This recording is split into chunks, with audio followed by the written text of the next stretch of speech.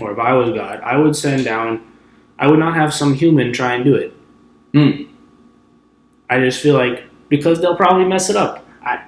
That's just me. So I would send down a piece of me or an extension of myself. And so when the Christian tradition says Jesus is the Son of God, He is the perfect sacrifice, you learn about that in religious school, but you don't actually understand. Like, they don't teach you what it means. Because I don't know. Does that make sense? Kind of. So that's kind of the conclusion that I've come to, and from the standpoint of even just thinking about it pragmatically. Like, if I was a god, I would definitely not have one of those wimpy humans try and do this thing for me, because that seems like a bad idea. Yeah. Like, if I'm going to show you how to do the correct sacrifice or the correct bargain with the future, right? You need a better future, whether it's on this earth or in the afterlife. If you need the perfect one, I'm not gonna have an imperfect human being do that thing, right? I'm gonna send an extension of myself for them to try and emulate, but because no human is perfect, they're never gonna get to and that also plays into the idea of God from the standpoint of, it seems to me like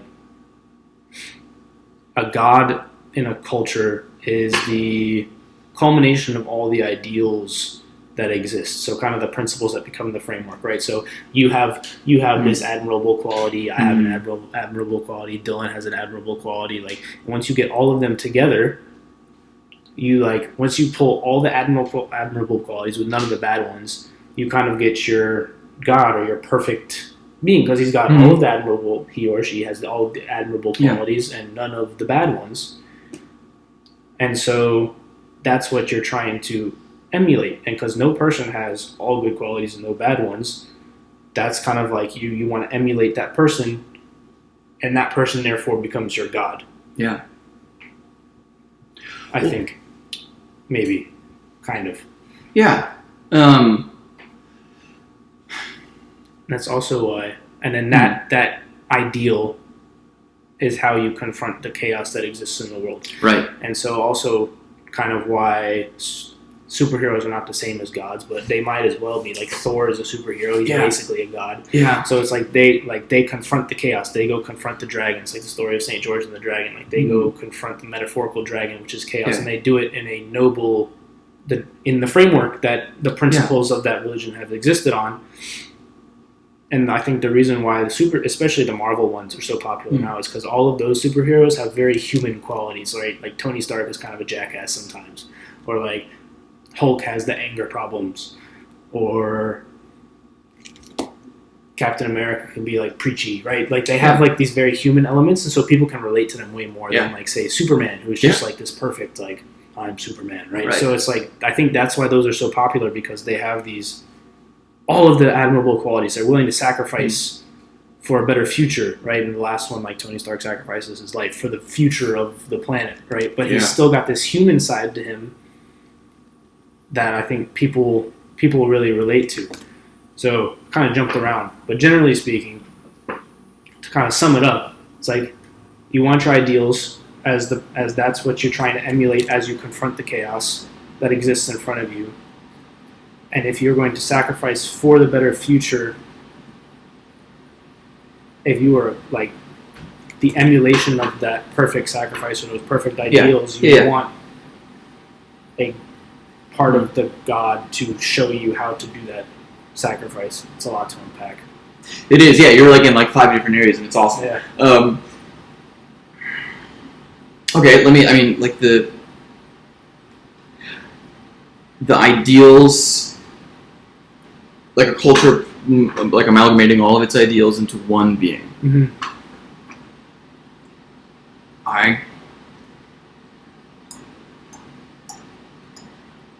I don't think,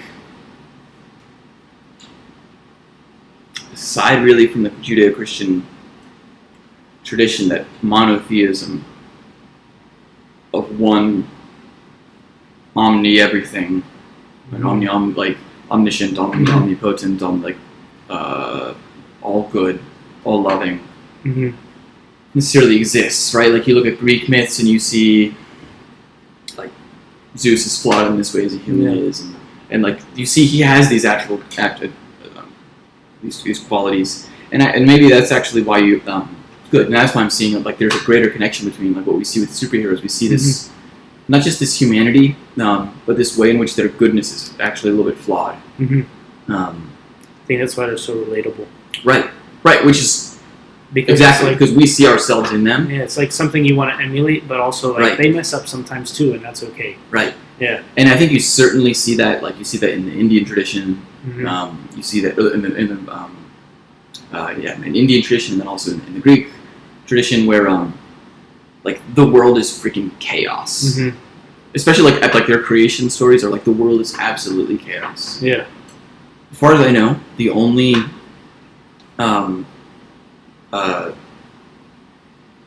tradition that proposes a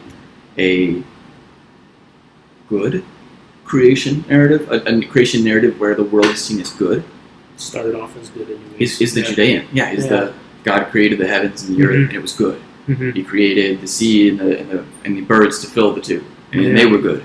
And then he creates man, and it was very good. And then from there, then we start to have our chaos. Yeah, and then man messed it up, and that seems more likely to me. As like an all-powerful God, when you create a messed up world, it seems like he would create a good world, and then a human being would mess it up. Yeah, it seems more likely to me. So then you go to this question. Okay, great. How, like, what is God in the world? What does he do about that? Right. Like, okay, so he's created this world. It was all good. It was great, and then something like his creation, like just like falls apart. Literally, like the thing that he loved the most, Adam and Eve, the thing that was very good, like just like run away from him. Yeah. So what in the world does he do about that?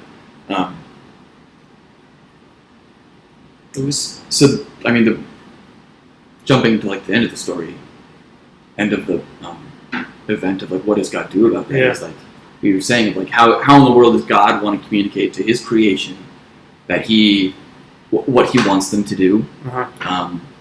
Sure, in one sense, how he wants them to sacrifice, how he wants them to have a better future.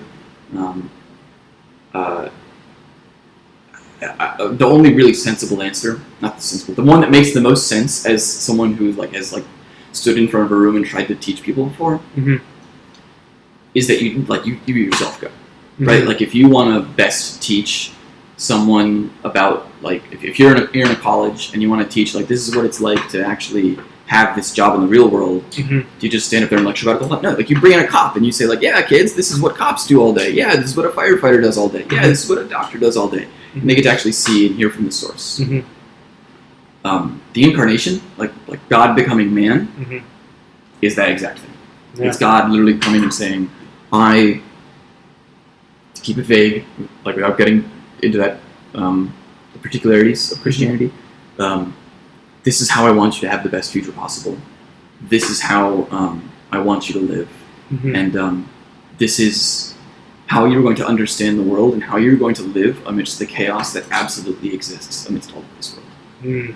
Because like the time of Christ is relatively a time of peace. During like the Roman Empire had literally just like conquered and killed everyone, and so like relatively a time of peace. Relatively speaking, for that time, yeah. Right. Like he literally comes into the world in the land that is probably the most fought over place in the entire globe. So God literally comes to the very epicenter of conflict, chaos, conflict, dysfunction, and he comes and he says, "This is what I have." Yeah, that also makes sense why it would be there and not somewhere else. It's like the epicenter of, like you said, the epicenter of chaos. It makes sense. Like, but then also, what that then means is like if God comes there and he like that then becomes the epicenter of goodness. That's why like that place, it, like to Christians, is the Holy Land. Like it is the place in where our Lord walked, and like that's the place where it began. Right. And the goodness that is God's message to His people begins right there. Yeah. So yes, it's got all that conflict, but like no, it's also like the holiest place, which is like again just this crazy paradox of like everything matches up and it's all chaos and terrible, but then all of a sudden like wait, how did How did the heart get on that side and not in the middle and not on there's one on the other side? Like how? It's interesting. That shows to me at least the need for some sort of chaos in the world, right? Because you have to confront it. Because if you're just sitting there and everything is perfectly fine, you're just sitting on your bed like getting fed grapes off the vine, right? What point of living life is that? Like that's boring, and I feel like that would there's no point because you have to confront the dragon, right, in a noble and truthful way. And if there's no chaos in the world, then you can't do that. Like if there's no dragon, metaphorical dragon, you can't go confront the dragon. So it's almost like it shows that kind of balance. I feel like that's for everything, right? Even like food, right? You can eat a bunch of French fries as long as you don't eat too much, right? You need that balance of like everything in moderation. What from a metaphorical space? It's like I was saying about like when you graduate school. It's like, okay, you went through those 4 years of like hardship and chaos, right? And now it's done. Yeah. And now you're sitting there like, well, that's over now. Now what? Yeah. And if you don't go find something else to do, you're gonna be bored out of your mind and miserable. You're gonna be living in your mom like wherever playing video games. Not that video games are bad things. I play it, but like as long as you play video games in moderation, it's fine. But like you need to go find some purpose, because if you're not going after some purpose, you're just gonna sit there and. What is something? Okay. And it has to be something worth going after, which is a big distinction between I'm gonna go after this thing and is this thing actually worth pursuing. What is something in your life that you can't ever have too much like knowledge or too much of yourself that you just keep putting into? Like what's something in your life that like no matter what, you could always spend more time doing it, you could always spend more time learning about that thing, you could always love more, maybe nothing? No, because would the amount of time that I spend on whatever that subject is learning about, I cannot just do it constantly. Good, so not subjects. Okay.